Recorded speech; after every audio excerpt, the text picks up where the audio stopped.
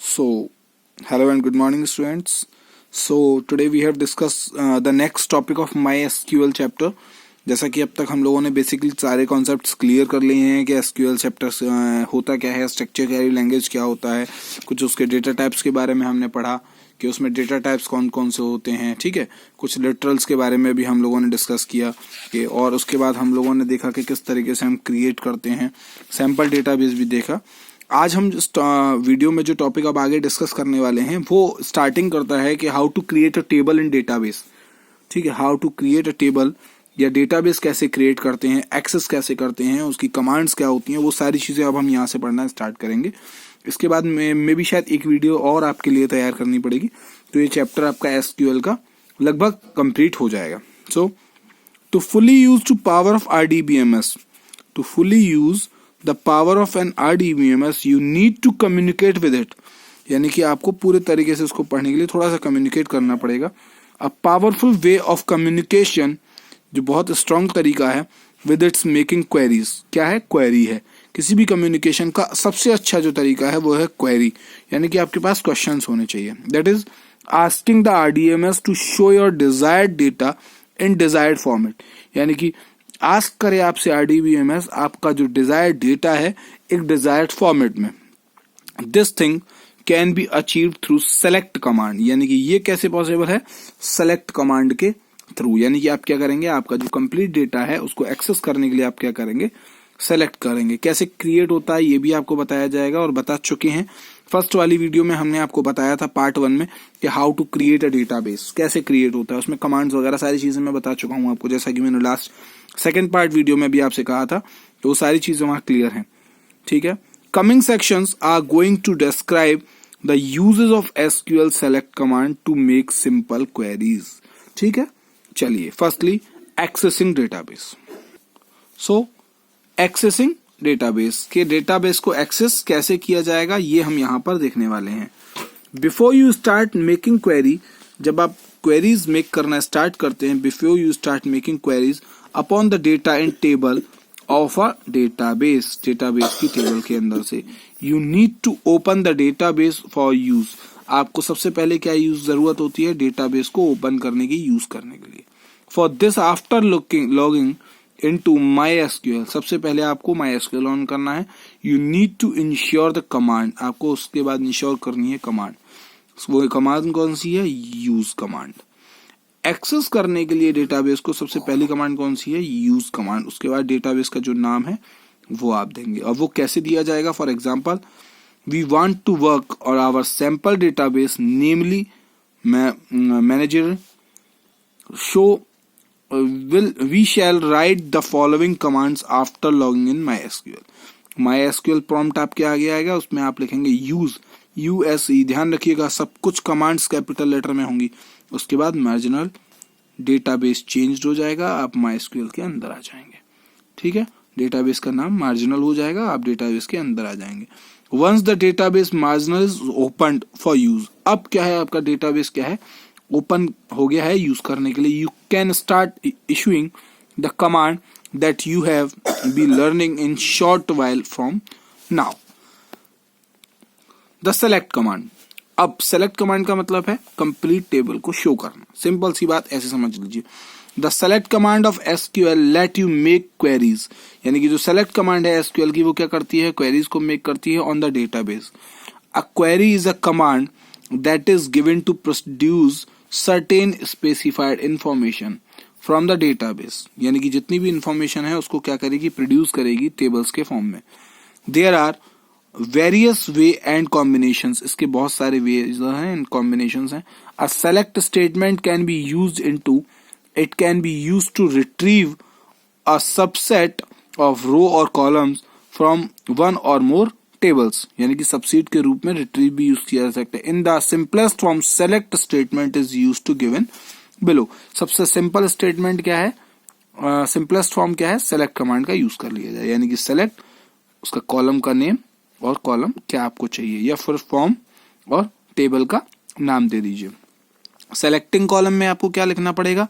For example if you want to view only the information of 2 columns, यानी कि जब आपको सिर्फ और सिर्फ 2 कॉलम की इंफॉर्मेशन चाहिए तब आप क्या करेंगे, सेलेक्टिंग करेंगे कॉलम को, नेम एंड ओनर, यानी कि आप क्या देंगे, नाम देंगे एंड ओनर देंगे, यानी कॉलम नेम उसके बाद उसका owner name of table PAT.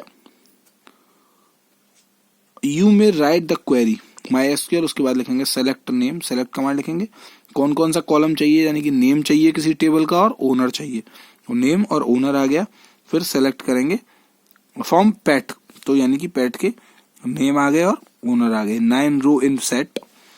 Then MySQL will produce the adjacent result which is based on the pet table of marginal database show 12.2।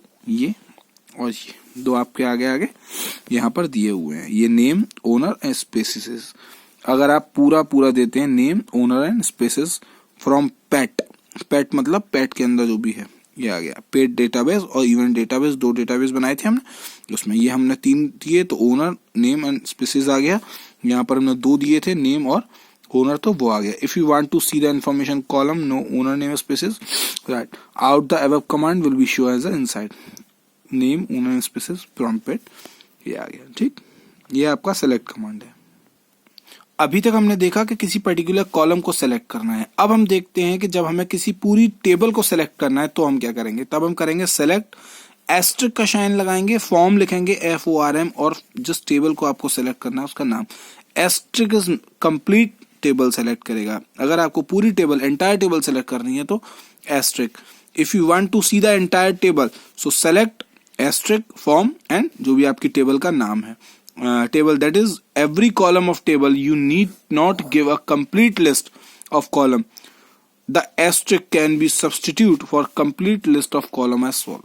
This select asterisk pet, this will display all the rows present in the pet table, यानी कि जितनी भी tables rows होंगी वो सब present हो जाएंगे। Reordering column in a queries, reorder करना है आपको, किसी ऑर्डर में लेना है, यानी कि C-D-B जो किसी ऑर्डर में अगर आपको लेना है तो उस ऑर्डर में आप ले सकते हैं। पहले स्पेसिस लेना है, नेम लेना है, उसके बाद कोई और कॉलम लेना है, वो सारे किसी ऑर्डर में लेना है तो select species name sex from pet, यानी कि उस ऑर्डर में आप उसको नाम को देंगे तो वो उस ऑर्डर में भी क्या करेगा, उसको प्रिंट करके दे देगा। ठीक, जिस वे में आपको चाहिए उसके बाद आप सेलेक्ट के बाद उस नाम को लिखेंगे तो वो उसको उस ऑर्डर में प्रिंट कर देगा। Reordering column in queries. अब आता है एलिमिनेटिंग रिडंडेंट, यानी कि रिडंडेंट का मतलब रिपीट करना data with keyword distinct, distinct के through. By default data is select from all the rows, यानी कि by default data selected from all the row of the table, यानी कि वो क्या कर ले, सारी रोज को सेलेक्ट कर ले।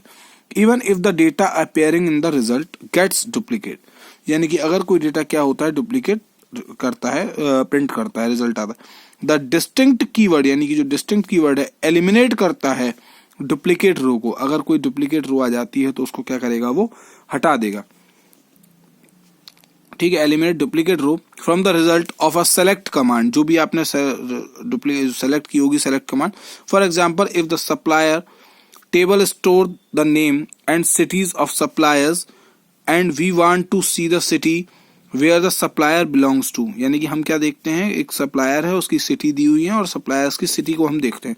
द टेबल में consist of more than 1 suppliers belonging to same city, एक से ज्यादा सप्लायर एक ही सिटी से बिलोंग करते हैं। But the result of query should not contain duplicate city name, लेकिन टेबल क्या कंटेन नहीं करती है, एक से ज्यादा नेम नहीं लेती है, एक से ज्यादा नेम एक नाम एक से ज्यादा सप्लायर्स के साथ नहीं लेती है।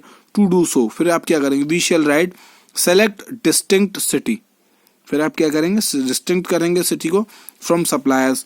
सो फर्स्टली पहले क्या लिया, see the duplicate entry Delhi has not replaced, ठीक है, this is the property of distinct. So in the output there will be no duplicates row whenever distinct is used, only one null value is returned in the result no matter how many nulls value are encountered। अब हमें दोबारा से लेना है तो देखिए क्या करेंगे, डिस्टिंक्ट कीवर्ड का यूज करेंगे, वो उसको ले लेगा। ठीक है, distinct in effect apply of the entire output row not a specific field. वो पूरी एंटायर जितनी भी रो होगी उसको पूरी को जो है इफेक्ट करेगा, किसी एक पर्टिकुलर फील्ड को नहीं। The distinct keyword can be specified only one is in a given select clauses. If the clauses select multiple fields, distincts eliminate row where all the selected fields are identical, row in which some values are the same and some different will be written। देखिए यहाँ पर दिया है display distinct specify the pets of the pet name cat dog bird shakes or has species।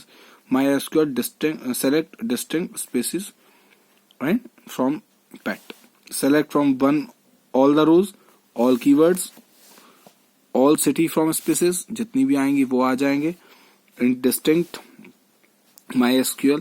अब अगर किसी structure को आपको व्यू करना है, व्यूइंग स्ट्रक्चर ऑफ टेबल, तो शो टेबल से हो जाएगा। You have learn just back that use database, use के थ्रू भी होगा। Open a database for use to view the table in the database you may write following command after the opening show table. अगर आपको database view करना है तो उसके लिए क्या करेंगे आप, शो टेबल का यूज करेंगे। जैसे यहाँ लिखा MySQL यूज, ये डेटाबेस चेंज हो जाएगा और शो टेबल करेंगे तो आपकी टेबल्स क्या होगी, शो हो जाएगी। ठीक, ये आपका शो टेबल का कमांड हो गया। इसी के साथ आगे देखते हैं हम how to perform simple calculation. किस तरीके से आप सिंपली कैलकुलेशंस को परफॉर्म करेंगे।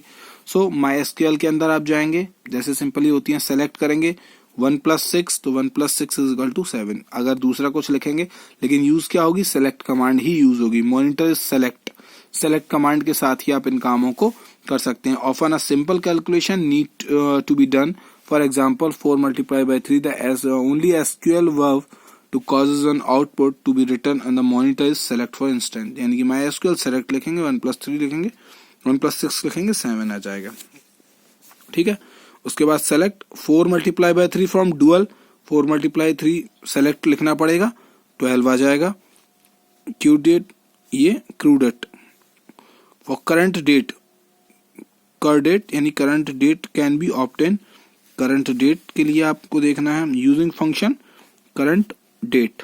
अगर करंट डेट लिखना है तो कर डेट। ठीक, as show below MySQL select current, select के थ्रू ही आपके सारे काम होंगे, ध्यान रखिएगा। करंट डेट आ जाएगी आपकी। ये आपका पैटर्न यहाँ तक क्लियर हो गया। ऐड हो गया, मल्टीप्लीकेशन हो गया। Scalar form, scalar expression with selected fields. Salesman scalar क्या होता है, किस तरीके से। If you want to perform simple numeric computations on the data, यानी कि आप परफॉर्म क्या करते हैं, simple numeric computation of the data to put it in the form more appropriate to you need. SQL allow you to place scalar expression and constant among the selected fields. For example, you might consider it described to present your salespeople's commissions as percentage rather than decimal numbers. You might Ajay इतना, अमित इतना, शैली इतना, ईशा इतना, ये सब दिया हुआ है।